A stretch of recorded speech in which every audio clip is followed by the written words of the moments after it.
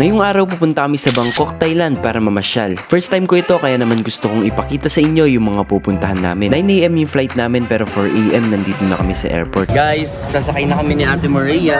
Ay, ingat kayo. Nakasabay din namin si Tita kasi babalik na siya ng Abu. Abu, bye-bye. Guys, first time ko makakita ng ganito. Na-excite ka na ba? Ha? Na-excite ka na solid? Let's go! Papasok na guys.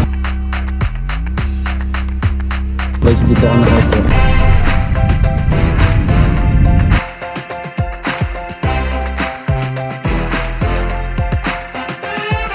Honestly, sa una nakakahilo, pero habang tumataas na yung eroplano hanggang 36,000 feet, sobrang saya na sa pakiramdam. Pagkatapos ng 3 hours na biyahe, nakarating na kami sa Bangkok.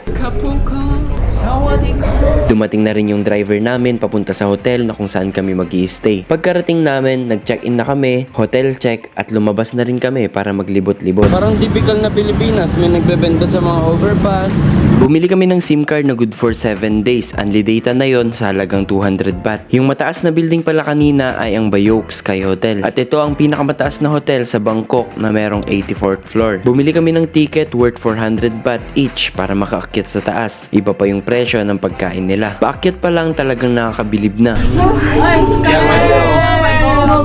Wow! Nanginginig na yung tuhod ko. Wow! Grabe guys! Nag-ikot-ikot kami at marami ditong spots para sa picture taking. Meron din silang telescope na huhulugan mo ng 10 baht para makita yung mga ganito kalayo.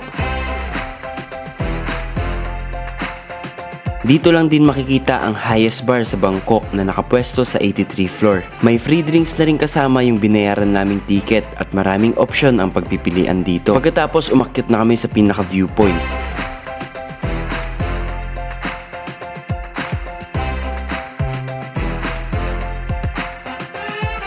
Sinulit na namin yung mga oras na nandito kami at isa ito sa talagang memorable na travel para sa akin. Bukod sa first time ko, syempre kasama ko rin dito yung taong mahal na mahal ko.